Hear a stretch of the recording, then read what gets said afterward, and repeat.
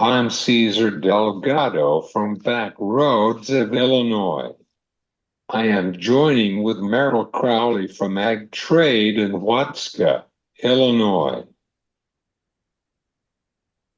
Welcome to the show with us. How are you, Merrill?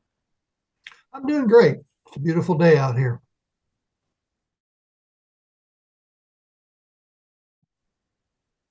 Let's start our conversation with the acreage report on March. We know about the Ag Outlook is passing to us. This time to talk about the acreage report. Could you tell to our listeners? I don't see a whole lot of difference in the numbers we got from the Outlook report in what we may see in March. There is a fair amount of nitrogen that got put on because of the late fall or good weather during the fall, I should say. And the only place I think we're going to see a major change in acreage would be in the outskirts or the fringe areas, as they say, with our current insurance average. I think that's going to push a lot of people out of the corn and bean market, maybe even the wheat market.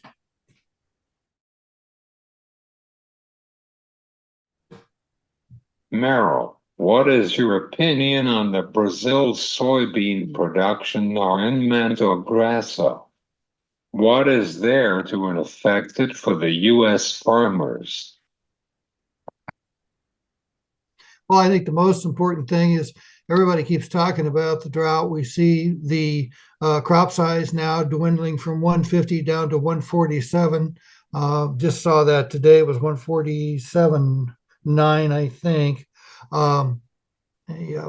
Dr. Courtenay had 147 the last time he put out an estimate.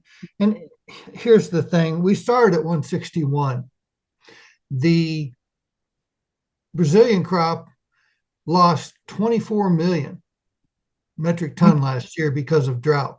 So you take 161, you subtract 24 off of that because now Argentina is having a great crop, and you come up with 137. So that means we're at least 10 million metric ton higher than last year in the total production. And we have another 10 million we could lose. So I don't see a lot of change due to their dry weather. And for those of you out there, 10 million metric ton is about 367 million bushels. So I look at that and say, I don't know that that's going to help us much. We're also looking, saw a report today that the prices in Mato Grosso are running $9.20 per bushel. In Paraná, they're running $9.75 per bushel. And normally the spread runs around $1.50. Well, we are quite a bit higher on those prices right now here in the U.S. and hoping for higher prices. But if that's the case, how are we going to compete? We had a good day today on the prices. We had March corn at 419 up 2.5, May corn 432 up 2.5, D's corn was up 3.75 at 462.5. The wheat market really kind of led the way today. May wheat 578 up 19. We had July wheat at 578.25 up 16.5. Most people don't see any particular reason why we're doing that except for some short covering that's going on in the markets and oversold conditions. Otherwise, don't really have a reason for them to be up today. They did make a key reversal in the July futures. We'll have to see what kind of follow through it takes. You would need to get, wheat over probably 593 first and then about 605 to see if something's going to start really working there. For the cattle market, we had, skipped the beans. For the beans, we had March at 1176.75 up 6.5. We had May beans at 1183.5 up 7.25. November beans 1158.25 up 9.75. And you can see there's bear spreading going on, even though the market's up today. We did leave some gaps on the open. Couple of them closed. A couple of them were like a quarter-cent gap that was left. And July futures had a 1 cent gap left in the market. I'm not sure that's going to mean a whole lot long term, but like I said, it's kind of nice to see the markets up today.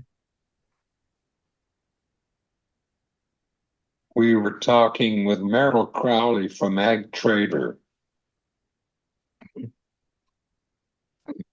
Now that we are going to talk about the livestock market.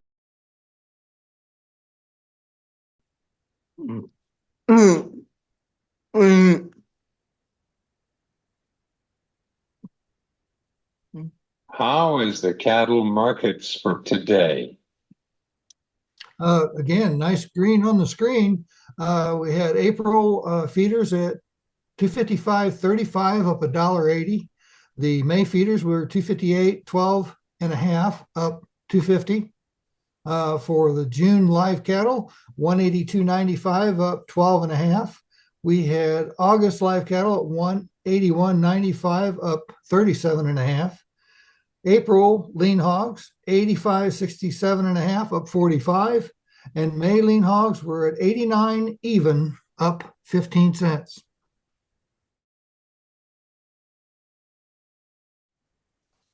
How do you see the hogs markets as continue to decrease the supply and demand for export to China?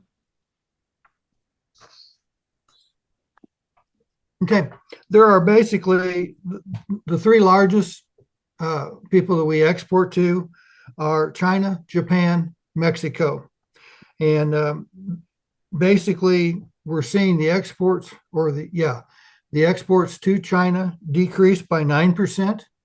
The exports to Japan dropped 5%, and the Mexican exports are going to increase 15%. So you basically have a draw there, and so far not seeing a big effect to it.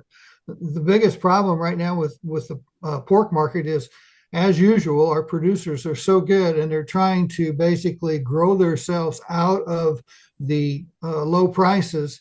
And we're seeing an increase in pigs per litter, and that's bringing about the supply much higher than and faster than basically we are consuming it at the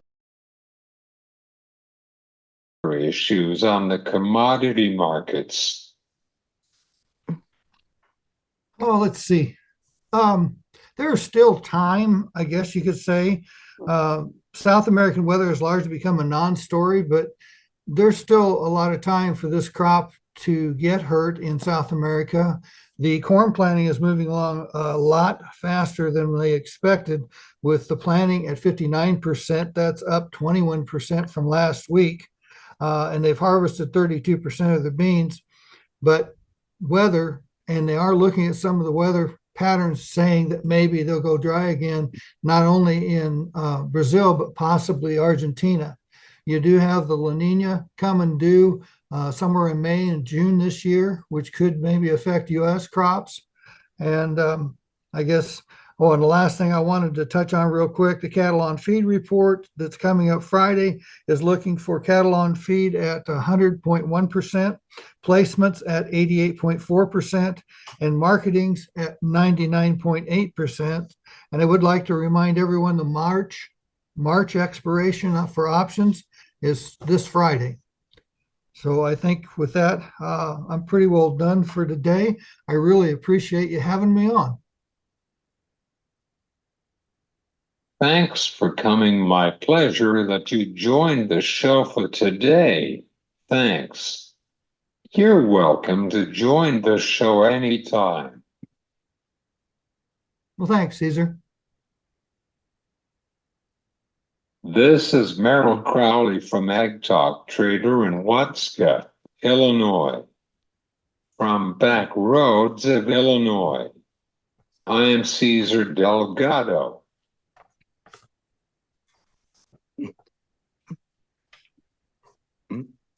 Mm-hmm.